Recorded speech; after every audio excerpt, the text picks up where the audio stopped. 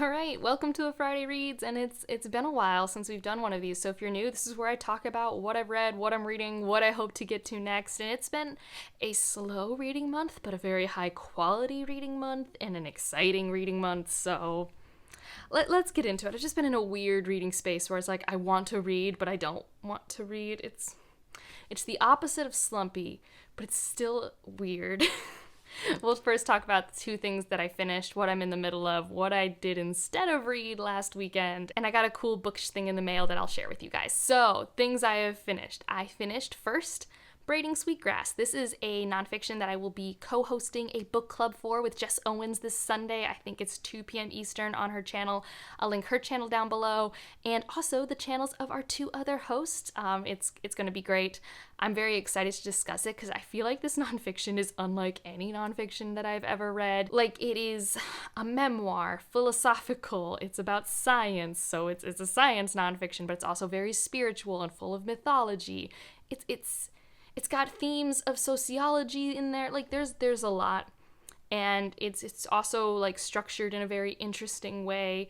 And I enjoyed it. I could see it not going well with certain readers, because I feel like you need to come to it with an open mind and wanting to hear the messages that she's giving. I don't know if this is the type of book that I gave to someone who didn't believe in, like, taking care of the earth and conservation, if they would, like, really connect to it. And there are definitely hard science people that if I gave this to, they would shake their heads, I'm almost positive, because she approaches this very, like, integrated. It's very intersectional between her spiritual beliefs as an indigenous woman and her, like, skill as a botanist, as a scientist. Like, it's that intersection. And I found it really fascinating. I took a lot away from it. I'm excited to discuss this with people. And the audiobook, as everyone was saying, they were right, is fantastic. That was the first thing that I finished. The second thing was Transcendent Kingdom, which this is the book we're going to be discussing at my local book club. And it's interesting because I felt like this had all of the ingredients to make me super connect to it and, like, fall in love with it, really resonate with the themes and the things the character was going through, because on paper, the main character and I have a lot in common. And in reality, though, I didn't really connect to it. Even though I think it's beautiful, I don't think anything was executed poorly. I think it actually covers a lot of ground in a very short space, which is quite impressive.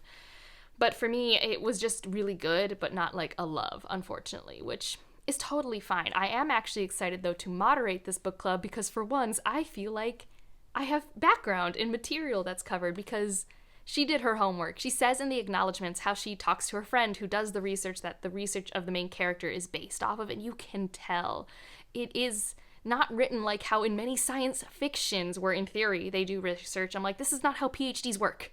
Like, if you're going to make a scientist character, if that's what you're choosing to do, if you're choosing to ground it in the world, talk to someone. And they say they do, but it never feels like it. And this felt like it. I was like, yes, this is what it's like to do research and to be writing, and, like, that was all really on point. This character goes through grief both in the present day, where she's dealing with her mom going through a very intense depressive episode, but also in her past, where she has lost a loved one to addiction. And I mean, I have lost people to addiction in my life, so I kind of expected something, but also I feel like it was like the opposite of Shuggy Bane, which also has lots of addiction in it, where in this case, like, there was nothing for me to be angry at. I was just so, like, of course. Like, I don't know, I was so numbed to it, and I think that's personal experience, but also just, like, it's so pervasive, like, especially what happens in this story. It's just, like, of course, and it's so sad. But, like I said, I was a little numb to it, so it didn't resonate with me the way I wanted it to, but I totally enjoyed reading it in that it's very well written. And there is actually the story I would have wanted to be told is the story between the last two chapters, if that makes sense. For those who have read it, you probably will get what I'm saying. Like, when we spent time in present day, I really enjoyed the story because I liked being with our character in present day, but this story wasn't about that. The story was mostly about her reflecting on her past and figuring out what lessons and things from the past made her who she is now and how to deal with the trauma she's dealing with now, etc. So I understand that what I wanted wasn't the purpose of the story, but there's definitely a story between those last 2 chapters that I wanted. So those 2 things are the things that I have finished. Now, what am I in the middle of? So audiobook-wise, Path of Daggers. I know, shocking. Wheel of Time. My brain has just been so much Wheel of Time this month because the show is real good. I was in a World Hoppers discussion for the first 4 episodes, and I've been having fun. Episode 5, also fantastic. Excited to watch episode 6. Well, I've already seen it by the time you're watching this, because I guess when it releases on Friday, maybe it's Friday in Australia, because I can see it Thursday night. Like, I don't understand. I'm not mad about it, so I'm excited to watch episode 6, and it's so tonally weird to go from Wheel of Time TV show to Wheel of Time slog book. Although things have happened. There have been big plot moments. I'm 60% of the way through.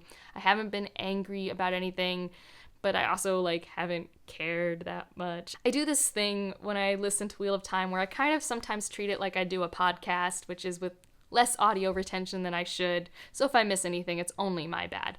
I never blame Jordan for if I miss something. I don't hold that against him. But it does make it easier to get through the parts that are super boring to me, because I'll just be like, oh, we're describing this hillside with these clouds. I can wait for a bit, because I understand why we keep describing clouds, but we've described clouds a lot this book. Like, a lot. Like, I get it.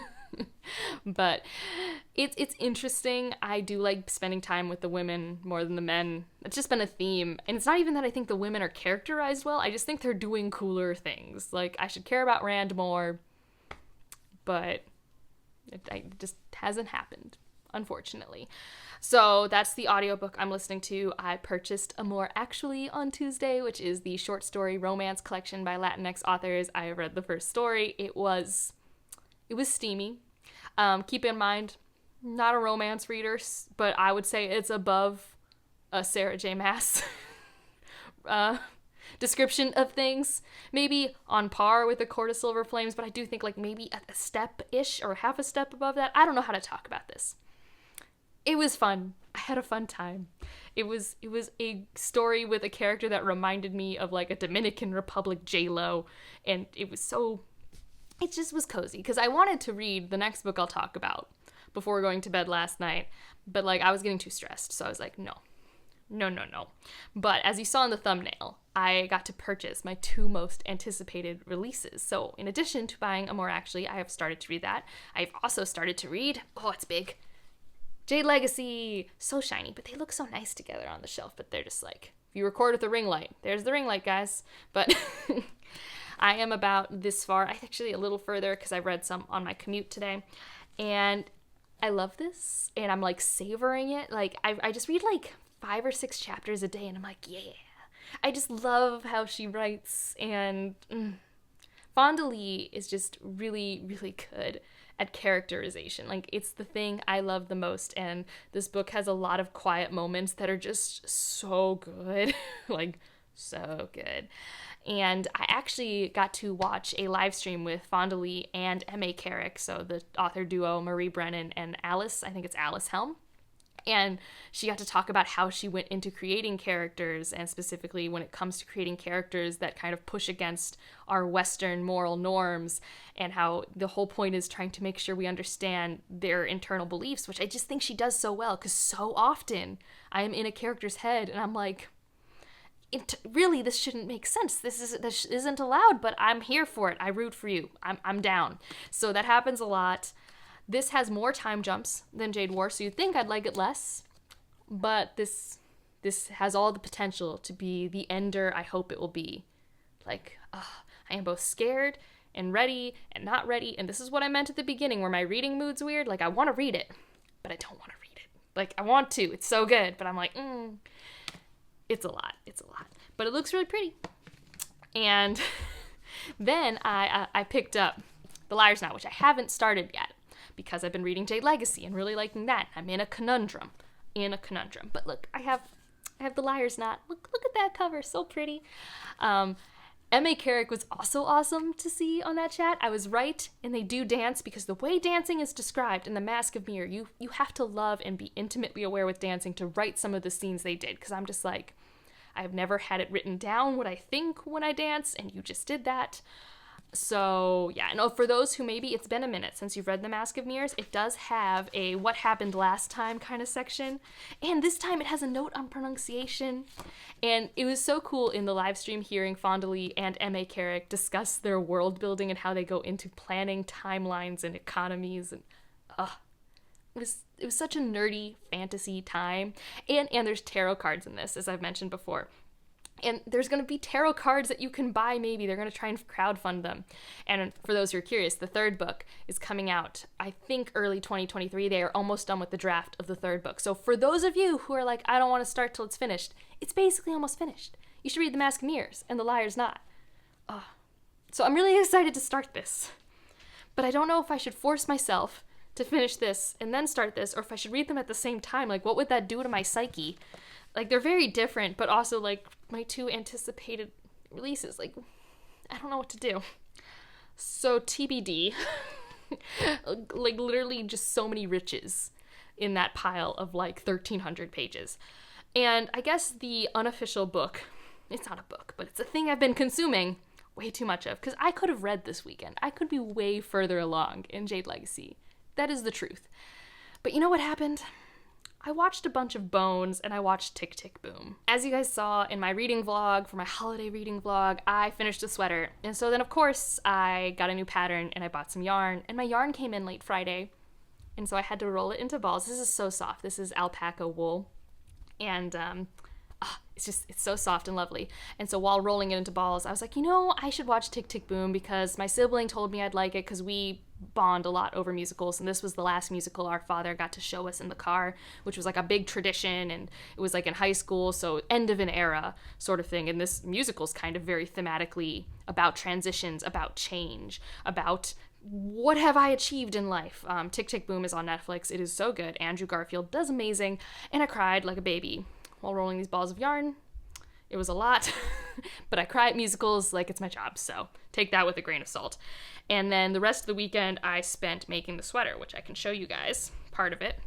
This is the cardigan. It has a little pocket, and that's the back of it, and there's the other pocket. So I've made some good progress while watching the entirety of season 4 of Bones. So that's like 2 books right there, right? Let's see, 26 episodes times 40 minutes, that's at least a book and a half of hours of consuming media. Gosh, no regrets. Absolutely no regrets. But that is a thing that I did. And that's another thing. It's like, in my free time, it's like, but I want to knit my sweater. But I don't have the audiobook of Jade Legacy yet. And I don't have an audiobook for Liar's Knot, which I want to read physically anyways. Like, I already have internal voices for Ren and Vargo and people, like, excuse me. So, the struggle. And like I said at the beginning, I did have a book-related thing come in the mail that I'll show you guys. And this is my 2022 planner. So it's always fully booked. I don't know if they're out of stock yet, but I'll link below a link to their shop. It won't be an affiliate link. It's just a link.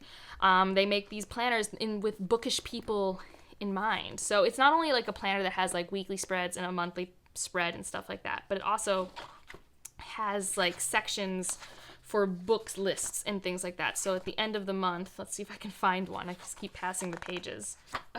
She has her own video showing this. So if you really are interested in this planning, you should check out her thing. But like at the end of the month, it has this whole like reading wrap-up page, and it has like a book haul page, and it has a TBR page. But in addition, it has like just normal weekly spreads, and at the end it has a Mount Read. I've never used a Mount Read because I'm really bad at keeping track of what I read each day. But I like it. It also has like a whole section for reviews, and it has like at least 120 review pages, and they're kind of like this. So if you like writing your reviews, you can do that.